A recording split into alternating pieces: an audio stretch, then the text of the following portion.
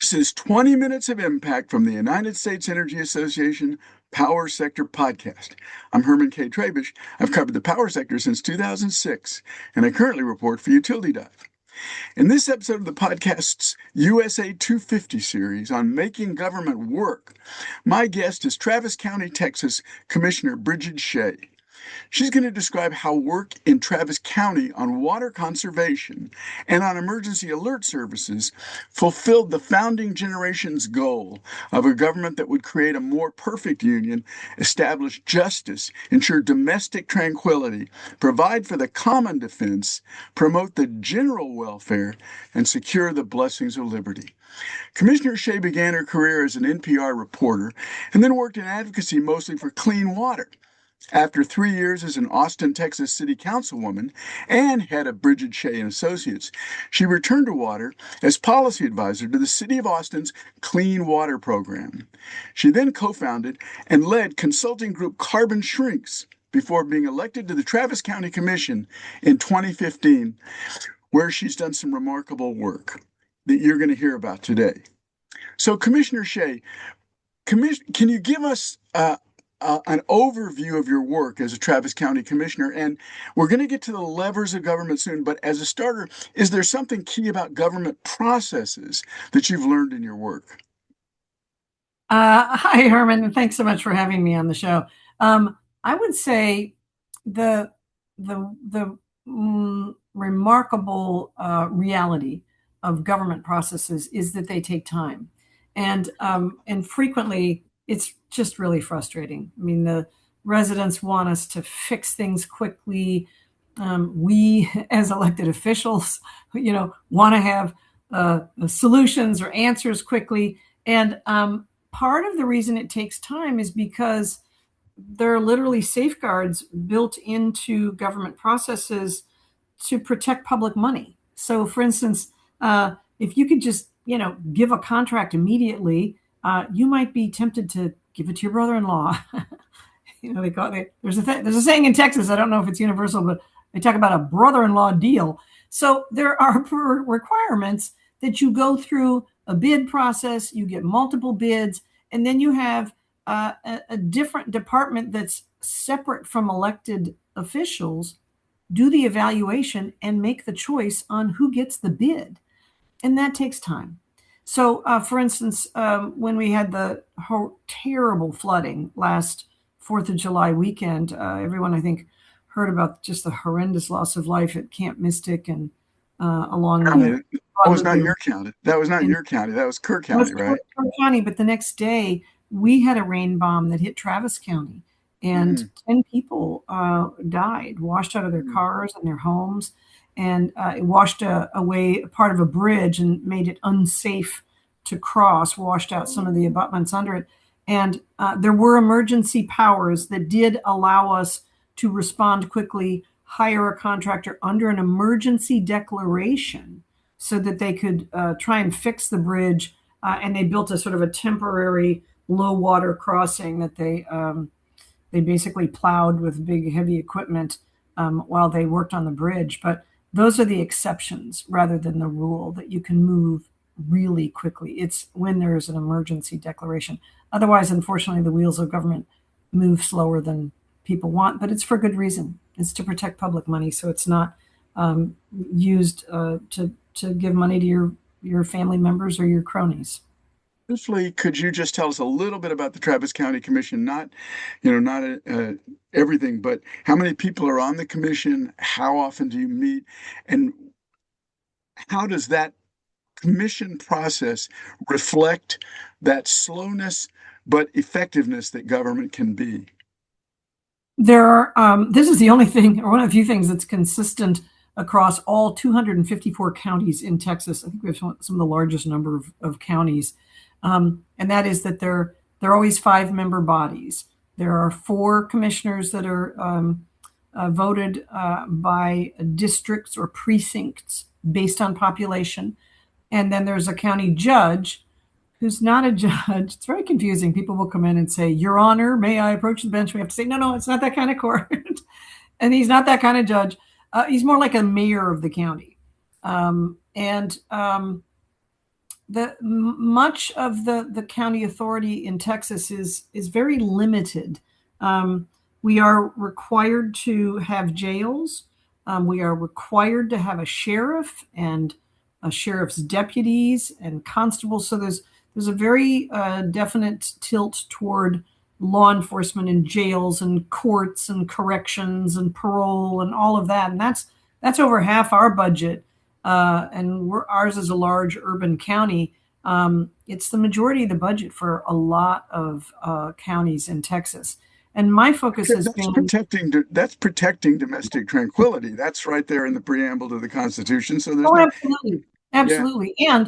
And I think we have been very thoughtful and intentional about having the justice system really deliver both justice and rehabilitation for people. So we are as focused on diversion and deflection as we are incarceration. Yep. Okay. So let's move on to the subject of the podcast series, and it'll tell us a little bit more about how the commission can work. The subject is when, where, how, and why government worked. And you suggested we begin by talking about Travis County's nationally recognized water conservation initiative. Now, I have to say, after reading about it, that its effectiveness seems to upend the old saying in the West that whiskey's for drinking and water's for fighting. But tell us a little bit about the water problem Travis County faced and how you implemented a solution and how it turned out. Well, water is still for fighting. And honestly, I think we're going to see a lot of very difficult fights across Texas. I don't know if people have followed what's going on in Corpus Christi, but they are running out of water. And it's a large area in Texas. And one of the options that they are looking at, if they can't get an alternative water supply up and running in time, is mass evacuation of the city. So there are very real threats from water scarcity and very severe impacts from them. And that's happening in Central Texas. Austin and the suburban areas are some of the fastest growing areas in the country. And we are also getting much hotter and much drier. And so our water supply is shrinking. Our main water supply is the Colorado River. And the inflows into the Colorado have been very steadily and very pronouncedly decreasing over time.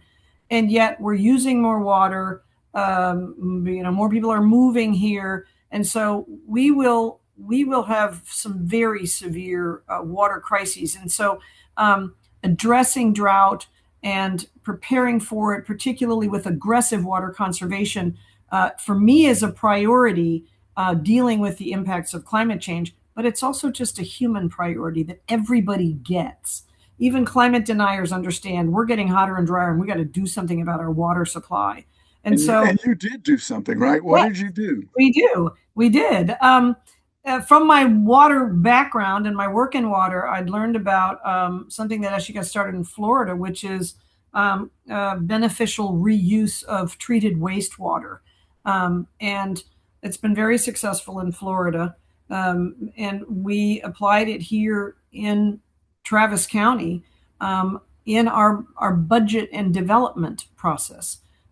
We had to build a new courthouse because we were running out of space, and our old courthouse was in terrible shape and needed to be fixed up.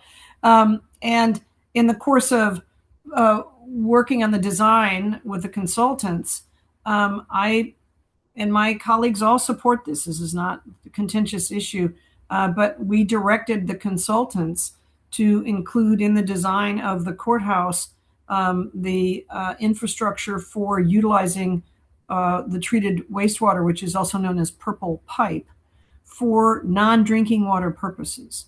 So they double plumbed the toilets and they plumbed it so that when we get the purple pipe extended to the courthouse, because it's not hooked up yet, but when we get it extended there, it will be the main water supply for the air conditioning system. And this is one of those interesting factoids most people don't know. But the largest use of water in any big building is for air conditioning, at least in hot climates. I mean, up north, it's not the same demand, but 90% of the water used in large buildings is for air conditioning. So nobody drinks that water. It is the water supply that goes straight to the chilled water or evaporative cooling air conditioning systems. And you can swap out the treated wastewater in place of the treated drinking water. And that's what we did. And we hooked it up to 6 other buildings throughout the county. And Stages. Is that right? In stages, you did one building, then you yeah, did, I think, 3 buildings, something the like that, pipes, right? yeah, the pipes are have been built out by the city of Austin. I give a lot of credit to the city of Austin because they are the water utility, um, and we were able to hook up to the existing pipes for several of our existing buildings. The new courthouse is beyond where the purple pipes extend, so we're having to work with the city to, for them to build out the pipes and bring them to the courthouse. But when it's completed, we will have eliminated every year forever the demand for 45 million gallons of drinking water from our water supply. And no Saw one notices. something. Go ahead, finish your thought, please. Yeah, it's not like anyone notices it. The treated wastewater is in a closed loop, and so it's a perfectly good use for water that people aren't going to drink. It's called non-potable water. In doing some homework, I noticed that it was the whole project, as you initially laid it out, was supposed to be finished this year, and I wonder if it's on schedule. And I also noticed there were some financial savings for the county involved, I believe. Am I right about that? Absolutely. The ROI on this, we calculated, is probably 5-ish years because the cost of the treated wastewater is less than the cost of the treated drinking water. And the courthouse, the hookup to our new courthouse is taking longer because of construction issues on the city's side. But the other buildings are all hooked up and are currently using it. So the courthouse will be about the last 6-7 million gallons, something like that. But the rest of them are already using it and are seeing pretty substantial water savings and cost savings. And the reality is, when you're looking at a new water supply for a region, there are no cheap alternatives. And so frequently, the cheapest new, if you will, water that you can access is your own treated wastewater to be used for non-potable uses to swap out the demand for your drinking water. So it stretches our drinking water supply. One of the things I noticed in that you passed over almost nonchalantly, but it's very worth noticing, is that the county and the city had to collaborate. And you also, I presume, with these purple pipes and so on, were collaborating with some private sector interests as well. So that's one of the things that people don't, they say government works too slowly. Yes, but it works with everybody, all the sectors of the community, and it works through varying perspectives, varying ideas. Am I right about that? Just a little bit about that. I want to move on to the next subject, which I think is very important. But am I right about that in general? Oh, absolutely. I mean, government is a very large employer. I mean, Yeah. building the courthouse was, I think it was at least a $20 million project. I should remember this, but it was a while ago. And then the cost of the engineering and the construction to extend these purple pipes is in the millions as well. And the government hires the private sector to do that. So I think bureaucrats do pipe work, right? you don't want them to, and they don't. Okay, let's move on to the other example because it's very interesting and very topical, as you mentioned earlier. You suggested we talk about Travis County's expanded emergency alert system. So, what was the problem? How did Travis County implement a solution? And it seems like it must have worked out a lot better than things worked out in Kerr County. But how did it turn out? Well, this is an interesting one. There's a growing need for people to get timely and accurate warnings about extreme and deadly weather heading their way. because of climate change, we are seeing more and more freakish weather events that are often deadly and destructive. So people need to get timely, accurate alerts. And you hear a lot of stories about those systems just not working. That was a major story in Kerr County. The young kids in those camps didn't get the alerts. The camp operation didn't get the alerts timely and then didn't act on them timely. So that's another component of it. But when I took office in 2015, I had kind of a tractor beam looking, okay, where are there things that would benefit from a focus on better climate preparedness? That was a major issue for me, is how do we better prepare people for what's coming? And I got on this 10-county body called a Council of Governments, or a COG, which is kind of a perfect name for it. And they, all across the country, these councils of governments get federal money for the 911 system and the emergency alert system.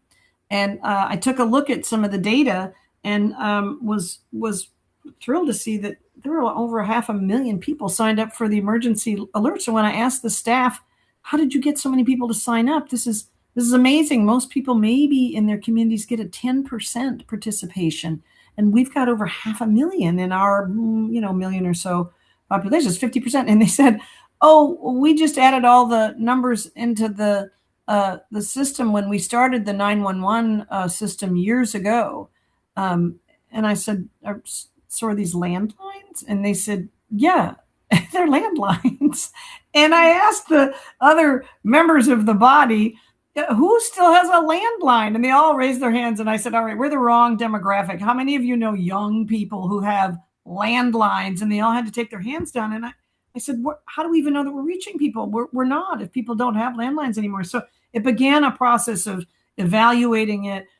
They did some analysis, just looking at the addresses of all these phone numbers. And it was, as I had suspected, hospitals, government buildings, call centers, and large employers that still had legacy, analog landline phones in their buildings. And so we began the process of upgrading it, and eventually did essentially a contract with Google. And now every month they harvest cell phone numbers in the region. And as a result, we increased the reach from 7%. We were reaching at best 7% of the population, and we're now well over 70%. And that means if there is a run for your life emergency, you will get a notice on your phone. So all I felt over like the that West, was, yeah, all over the West, those events, those run for your life events are occurring they more are. and more Here's the problem, frequently. Herman. I think a lot of places haven't done the analysis that we did to look at their systems. A lot of these are legacy systems. It's kind of like, if it ain't broke, don't fix it, but it's broken. And they're just not looking. But because I have this focus on how do we better prepare our population, I'm turning over the couch cushions. I'm looking for stuff that we can do. And when I learned that our system was based on landlines, I just said, okay, this is broken. We got to fix this. And we did. But I think a lot of places are still on that that old legacy system that's just not reaching people. Questions on that work. I just want to mention, I do a lot of reporting on a lot of different things. I talked to somebody who lived in Northern California in one of those wildfires, who literally was with his family running for their lives from one of those wildfires. And that was almost 10 years ago. So it's only getting worse. But Commissioner Shea, I want to move to one more question. We're going a long time. It's been a great conversation. But one more question. The levers of government.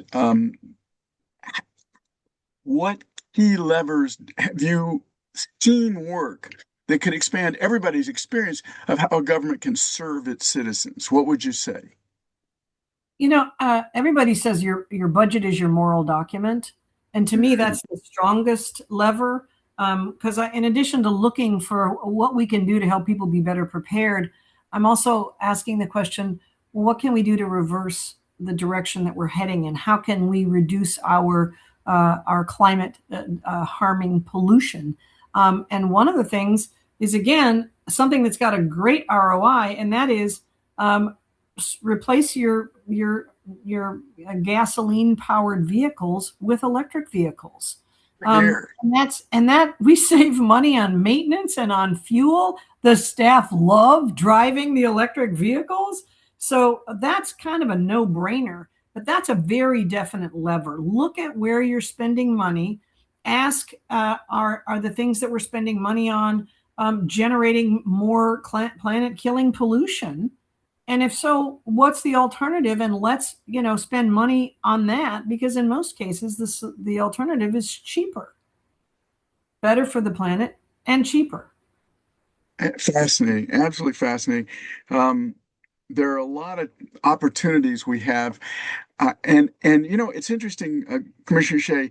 Uh, we're out of time, and I don't want to take up too much more of anybody's time, but I know the former chair of the Public Utilities Commission of Texas, and he often reminds folks that when George W. Bush was governor several decades, 2 decades ago, 2.5 decades ago, he started looking at the wind industry, and he started a movement in Texas, and Texas now leads the nation in wind, and there's no reason it can't lead the nation in electric vehicles as well. I'm so thrilled to hear you say that.